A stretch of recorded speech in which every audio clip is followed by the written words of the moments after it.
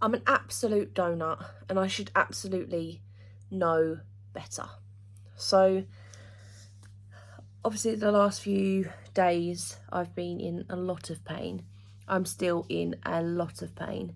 Fortunately, I'm covered at the moment by the last set of painkillers.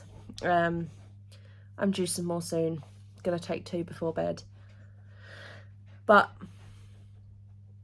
I guess what today has highlighted for me, because it's something that I already know, but something that today has highlighted for me is that sometimes the phrase that people use is make sure that you put your own oxygen mask on before you help other people put theirs on. And that's a lesson that has been highlighted for me today, because my partner's mum was taken into hospital by her partner, not like by an ambulance, because she had chest pains.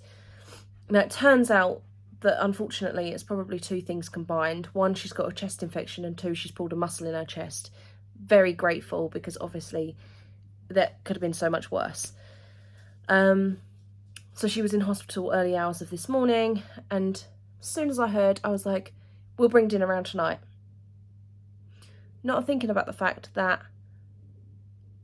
I'm struggling myself. I'm like,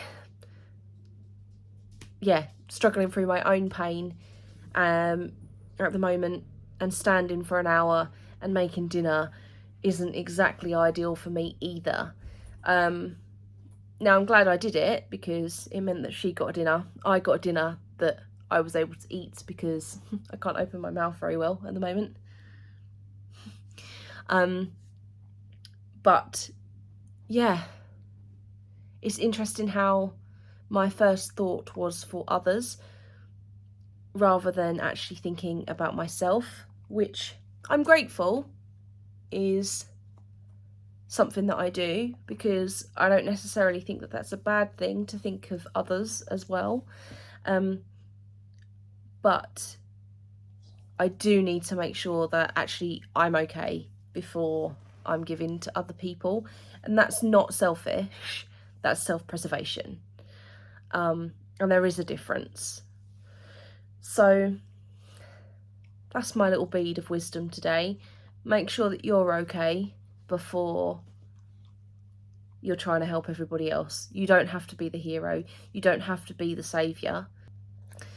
And then in terms of an update of my face, I'm still swollen, but not as bad. And I've been to the dentist today, and I still have a lisp because I am still swollen and I'm still in pain.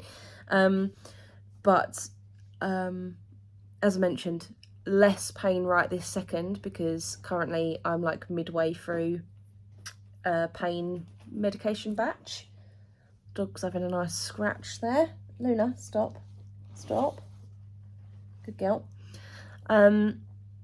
So I went to the dentist, and apparently what I have is called a phoenix abscess, and it's something very rare that occurs after a root canal treatment. It's so rare that my dentist this is the second time my dentist has seen it in 11 years. Luna, stop it. And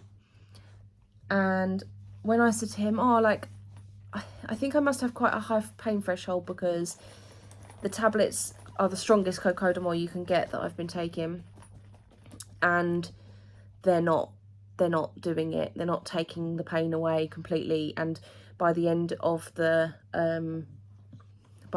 like that batch that I've taken, I'm absolutely screwing ready for my next dose.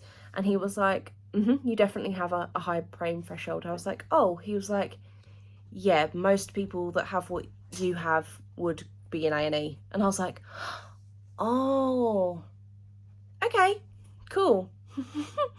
So I'm rare and I've got a higher pain threshold. I mean, you know, great.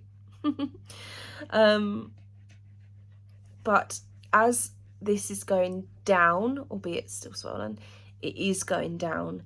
I'm just keeping everything crossed now that actually we're on the healing. Luna's decided she needs to bark, and we're on the healing end of it now, and soon this nightmare is going to be over. And I must be on like my 3 of 3 by now. Like, you know how people say, it's okay, these things come in threes. I think I must be on like the 3rd lot of 3. So again, fingers crossed, we are coming to the end of a difficult time. Forever looking for the positives. He gave me the option of having the tooth out today, and I was like, no, no, I can't let you do that right now. And he was like, no, I don't, like, when he was saying it, he was like trying to dissuade me, and I was like, no, you can stop, I don't want you to take that out. So, you know, there's a positive for you. I've still got a tooth. I think we're on day 52. So we are on the home straight now. There's less than 2 weeks to go of the challenge. And I'm hoping to be able to have a bit more structure to the next few episodes.